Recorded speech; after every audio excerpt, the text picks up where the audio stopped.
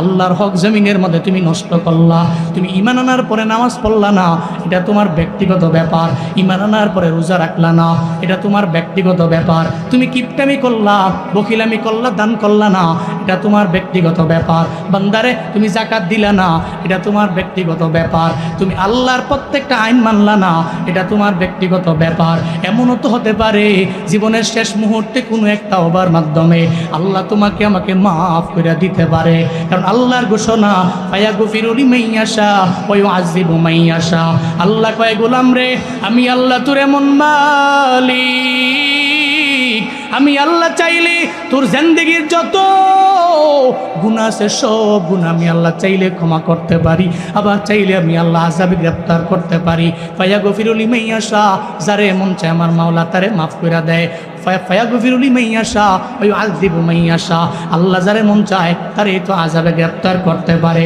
এমনও তো হতে পারে কোন একটা তাওবার মাধ্যমে আমার আল্লাহ আপনারে আমারে মাফ করে দিতে পারে। কিন্তু বান্দার হকের বেলা আল্লাহ পাক বান্দার হক নষ্ট করলে আল্লাহ মাফ করবে না, বলবে আগে বান্দার থেকে তুমি মাফ নিয়ে নাও। আসরের ময়দানে এমন হয়ে যাবে কোন একটা বান্দারে আল্লাহ পাক বলবে, এই কলিমউদ্দিন তুমি তোমার নেক আমলের বিনিময়ে জান্নাতে ঢুকো। হঠাৎ করে উনি জান্নাতের দিকে দৌড় মারবে, সামনে গিয়ে দাঁড়ায় যাবে এক বান্দা, ওই কিরে তুই কেডা? কয় আমার বাড়ি দুহারে। তোমার বাড়ি কই? কয় আমার বাড়ি অত দুহারে। দুহারে দুইজনের বাড়ি। আমি জান্নাতে যাওয়ার সময় তুই সামনে দাঁড়াইলাকে, ওই মনে নাই ওই যে তুমি তোমার নেতার পাওয়ার দেখাইয়া আমার কাছ থেকে টাকা নিয়ে গেলা, তোমার তো বাড়ি গাড়ির পাওয়ার দেখাইয়া, বিভিন্ন লিডারশিপের পাওয়ার দেখাইয়া, তোমার বড় লিডারের পাওয়ার দেখাইয়া তুমি আমার কাছ থেকে টাকা নিয়ে আর দাও নাই, অথবা আমার কাছ থেকে ৯৯০ একটা বুঝ তুমি আমারে দিয়া দিলা। জমিনের মধ্যে তোমার ছিল ৯ পোলা, আমার ছিল ৯ পোলা। জমিনের মধ্যে তোমার ছেলের অভাব নাই, তোমার পাওয়ার ছিল বেশি, এই জন্য তোমার সঙ্গে আমি পাওয়ার দেখাইতে পারি নাই। আজকে হাসরের ময়দানে ওই ২০,০০০ টাকা তুমি আমারে দাও, ওই লাখ টাকা তুমি আমারে দাও, এরপরে হিসাব দিয়া তুমি জান্নাতে যাও। আল্লাহ বলবে, আরে কি কয়? কয় বান্দা তো সামনে দাঁড়ায় গেল। কয় কি বলবার চায়? ও তো টাকা চায়। কয় দেখ এবার যখন ওই যে ডান কাদের বাম কাদের ফিরিস্তার আমল নামা, ওই আমল নামা যখন দেখা হবে তখন আসলেই দেখবে যে টাকা নিল, কিন্তু নেতার পাওয়ার দেখা দেয় নাই, সন্তানাদির পাওয়ার দেখা দেয় নাই। ওইটা কার হক ছিল? কয় বান্দার হক ছিল। আল্লাহ বলবে ওদিন তুমি তারে ২০,০০০ টাকা দাও, এরপরে তুমি টাকা দিয়া এরপরে তুমি জান্নাতের মধ্যে যাও। আসলের ময়দান তো এমন রে বাবা, ওই জায়গায় টাকার পাওয়ার চলে না, ওই জায়গায় রিয়ালের পাওয়ার চলে না, ওই জায়গায় ডলারের পাওয়ার চলে না, ওই জায়গায় তো রিঙ্গিতের পাওয়ার চলে না, ওই জায়গায় রুপির পাওয়ার চলে না। সেদিন আল্লাহ পাক রব্বুল আলামিন বলবে তুমি তার টাকা তুমি তারে ফিরাইয়া দাও। ওই আমার কাছে টাকা নাই, কেমনে আমি দিব? কই কি আছে? ওই নেক আমল আছে। ২০,০০০ টাকার বিনিময়ে তুমি তারে নেক আমল দাও, আগে তারে নেক আমল দিয়া এরপরে জান্নাতে যাও, এরপরে জান্নাতে যাও। হায় হায় কি করলাম? জমিনের মধ্যে টাকা মেরা দিয়া, বান্দার হক মেরা দিয়া। এখন কি উপায় হলো? এখন তো আমার কাছে টাকাও নাই, রিয়াল নাই, ডলার নাই, এক্সচেঞ্জও নাই, মানি এক্সচেঞ্জে গিয়ে আমি ভাঙ্গা দিয়া দিব, এই এক্সচেঞ্জও এখানে নাই। এখানে টাকার পাওয়ার চলে না, এখানে চলে নেকির পাওয়ার। এমন হয়ে যাবে ওই বান্দার ২০,০০০ টাকা পরিশোধ করতে যাইয়া এই ব্যক্তিরা কনফার্ম জান্নাতি হয়ে গিয়েছিল। ওই ব্যক্তির ওই টাকাগুলো দিতে যাইয়া নেক আমল দিতে দিতে তার নেকের পাল্লাটা হালকা হয়ে যাবে, বোধের পাল্লা ভারী হয়ে যাবে। বান্দার হক মিটাইতে যাইয়া কনফার্ম জান্নাতি ব্যক্তিটা জাহান্নামী হয়ে যাবে। চিল্লায় পড়া যাবে কি নাউজুবিল্লাহ। হাদা হাক্কুল ইবাদ, এটা বান্দার হক, এটা মারাত্মক। এটা হাক্কুল্লাহ নয়, এটা আল্লাহর হক নয়। আল্লাহ আপনাকে কোনো না কোনোভাবেই মাফ করতে পারেন। উনি তো গফফার, উনি তো রহমান, উনি তো দয়ালু। কোন সময়ের কোন তাওবা, কোন সময়ের কোন চোখের পানি আপনার জান্নাতে যাওয়ার ওসিলা হয়, এটা আপনি কল্পনাও করতে পারবেন না। উনি তো গফফার, উনি চাইলেই মাফ করতে পারেন। কিন্তু বান্দা তো, যদি বান্দা মাফ না করেন, হাসরের ময়দানের বিভীষিকাময় সে ময়দানে, সে প্রান্তরে যদি আপনার সামনে দাঁড়ায় যান, কি জবাব দিবেন আপনি? কিভাবে দিবেন আপনার সেই টাকা? ইম্পসিবল। এই জন্য বান্দার হোক, এটা মারাত্মক, চিন্তা করে চলতে হবে। আল্লাহ আমাদের সব ভাইকে সঠিক বুঝদান করেন। আরো জোরে পড়েন আমিন।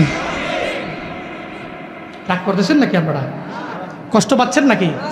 কোন সুবহানাল্লাহ। না মজা হইছে না, সাউন্ডটা মজা হইছে না, মনে হইছে রাগ হইছেন। কোন সুবহানাল্লাহ। অনেকে একবার চুপ করে যে বইছে এমন করছে হুজুরি কোক, আমি কই লাভ কি শরম। জোরে কোন আলহামদুলিল্লাহ। যারা চেয়ারে বসে আছেন তারা একটু জোরে ফিরে কইয়েন, কারণ আমরা চেয়ারে বসে রয়েছেন দাম দিয়ে অন্যরকম লাগিলে। কোন আলহামদুলিল্লাহ। আর স্টেজে বসে অনেকে মনে করতেছে আমি না কইলেও সারবো। কোন আল্লাহু আকবার। মাশাআল্লাহ। রাগ করেছেন আপনারা? সুবহানাল্লাহ ওয়ালহামদুলিল্লাহ লা ইলাহা ইল্লাল্লাহ। সুবহানাল্লাহ ওয়ালহামদুলিল্লাহ লা ইলাহা। তুমি বাঁচাও তুমি মারো, অবিরত ক্ষমা করো।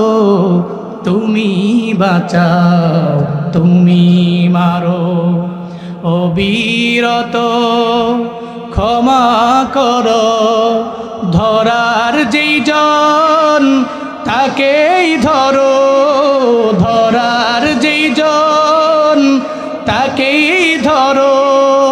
তোমার মুঠোয় সবই আল্লাহ। সুবহানাল্লাহ ওয়ালহামদুলিল্লাহ লা ইলাহা। সুবহানাল্লাহ ওয়ালহামদুলিল্লাহ লা ইলাহা। তোমার রিজিক খেয়ে পরে অবাধ্য কেমন করে। তোমার রিজিক খেয়ে পরে অবাধ্য কেমন করে।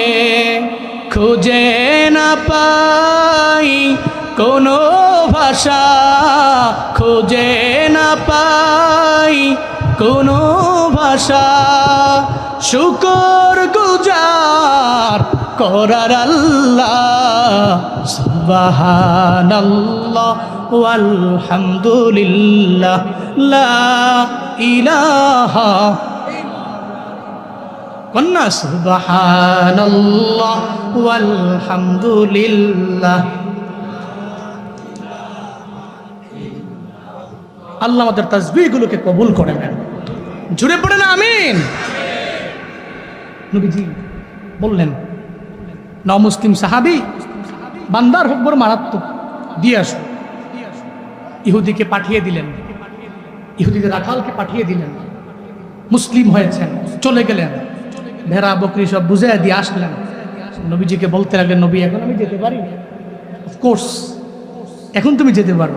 তুমি যাও, যুদ্ধ করো, জোশ নিয়ে জিহাদের ময়দানে যুদ্ধ করে নিজেকে একজন মর্দে মুজাহিদ হিসেবে গড়ো, আর শুহাদাদের দলভুক্ত হও, তুমি জান্নাতি হয়ে যাবে। আল্লাহু আকবার। জোশ নিয়ে গেছে, যুদ্ধের ময়দানে গিয়ে জিহাদ করলেন, শহীদ হয়ে গেছে। সুবহানাল্লাহ জোরে পড়বেন না? কি খুশ নসিব, কি খুশ নসিব। যুদ্ধের ময়দানে গেছেন, জোশ লইয়া যুদ্ধ করছেন, শহীদ হয়ে গেছেন। যুদ্ধের ময়দানে যখন যুদ্ধ শেষ হয়ে গেল, সাহাবায়ে কেরামেরা যুদ্ধ শেষ করে নবীর দরবারে আসবে, দেখে একটা লাশ দেখা যায়। ইহুদিরাও তারে নেয় না, বেদিনরা তারে নেয় না, সে এক জায়গার মধ্যে পড়ে আছে, সাহাবায়ে কেরামরাও চিনে না।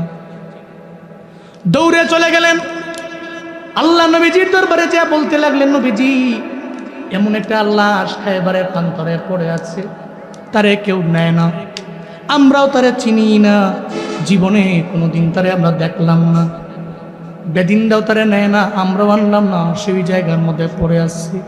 নবীজি তারে তো আমরা চিনি না, তার পরিচয় আপনি জানেন কিনা বলেন না।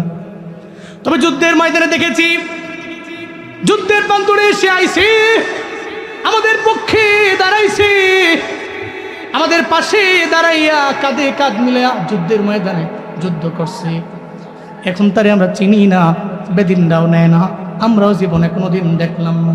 আল্লাহ নবীজি কয় সাহাবায়ে কেরামেরা তাকায় দেখো না, এমন একটা ব্যক্তি যার চেহারায় ফুটে আছে মাওলার জান্নাত, চিল্লায় পড়া যাবে কি সুবহানাল্লাহ।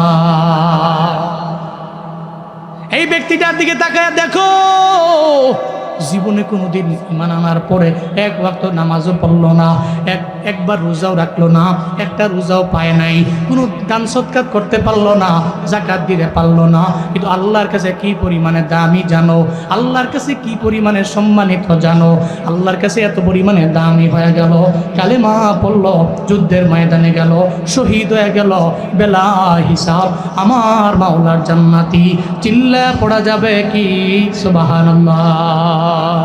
লিল্লাহি তাকবীর। জুবায়ের আহমদ তাশরিফ সাহেবের আগমন।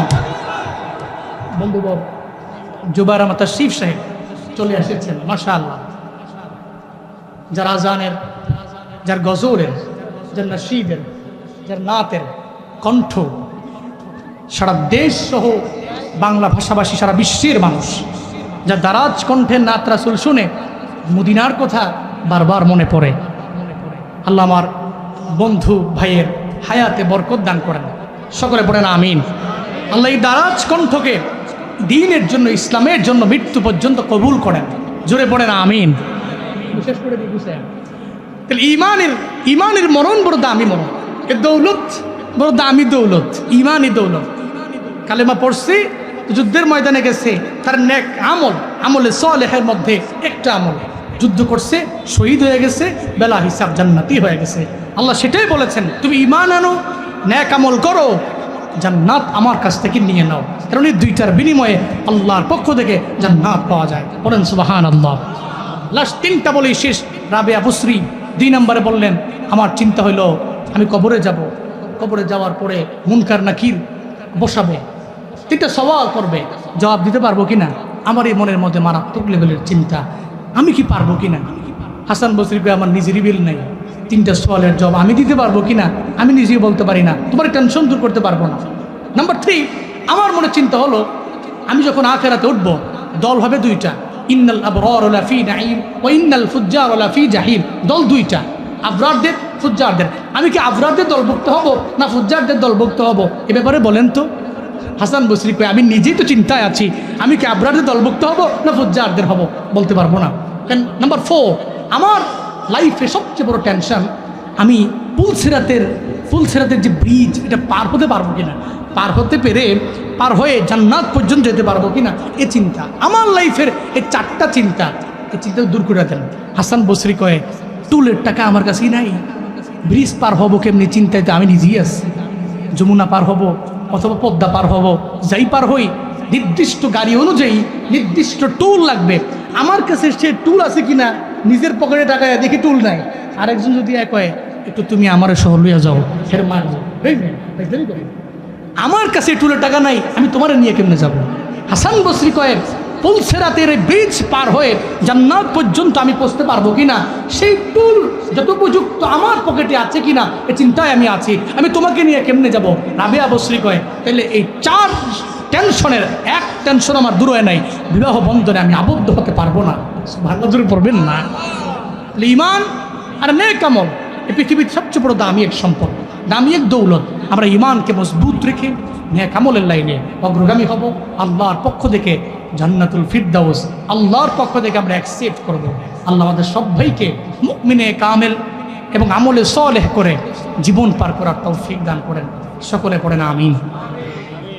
বন্ধুর জন্য আর আমার জন্য, সবার জন্য কারি আবু রেহান আছে, সেও আজকে আসলে মোটামুটি একবারে সবাই একসাথে থাকতাম।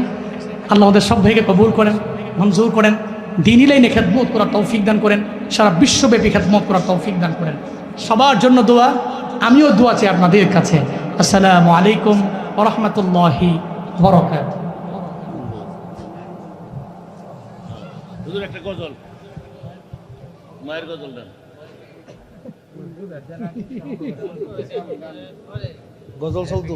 আলহামদুলিল্লাহ, সম্মানিত উপস্থিতি, হুজুরের বয়ান যদিও শেষ, হুজুরের কাছে আমাদের একটা আবদার, হুজুরে একটা মায়ের গজল আমাদেরকে শোনাবেন। কি বলেন আপনারা? রাজি আছেন না ইনশাআল্লাহ? হুজুরের কাছে আমাদের একটা রিকোয়েস্ট যে হুজুর আমাদেরকে মায়ের গজলটি শোনাবেন। হুজুরের কণ্ঠ খুব চমৎকার, আমরা সবাই শুনবো ইনশাআল্লাহ। আচ্ছা মুক্ত হব। জি, বন্ধু তো গজলের রাজা। হ্যাঁ, তো গজলের রাজার সামনে আর কেমনে বলি। এরপর একটা মায়ের গান দিয়ে আবদার করেছে, তাহলে আমি গেই, এরপরেই তার কাছে মাইক দিয়ে চলে যাবো ইনশাআল্লাহ। হ্যাঁ, জীবনের মূল কষ্ট মায়ের, প্রসব বেদনায়,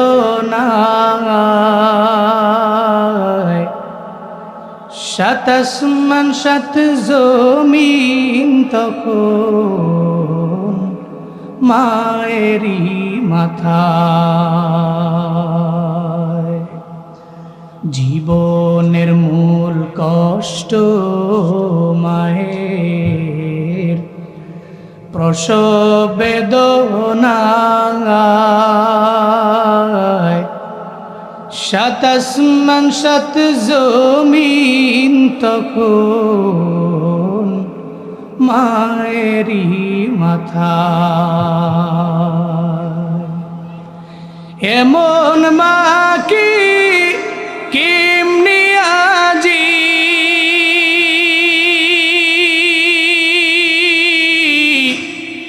এমন মাকে কেমনি আজি যাব আমি ভুলিয়া।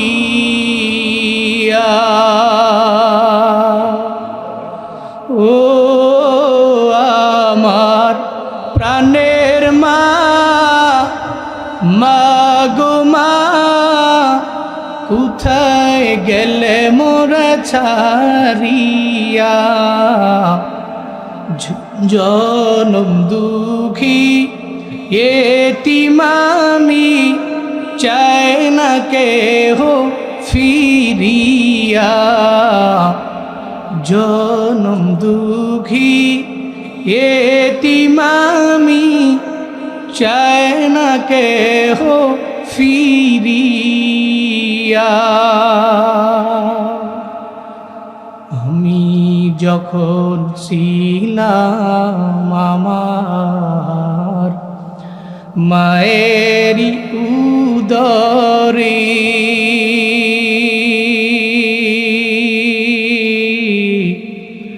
চলাফেরা করতেন যে মায়, কত কষ্ট করে।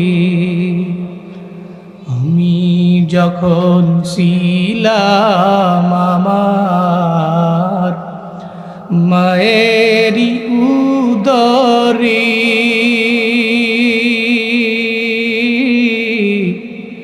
চলাফেরা করতেন যে মায়, কত কষ্ট করে। আমার সুন্দর মুখ দেখে মায়ের,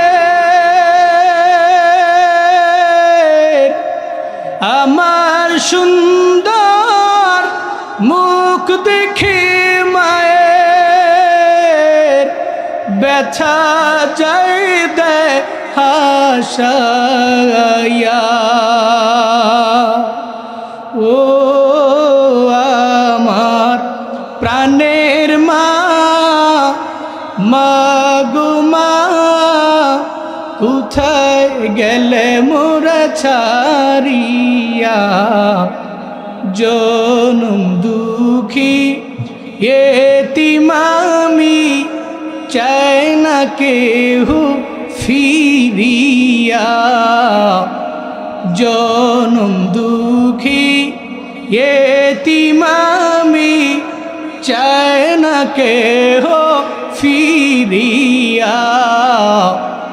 জনম দুঃখী এতিম আমি, চাই না কেহ ফিরিয়া।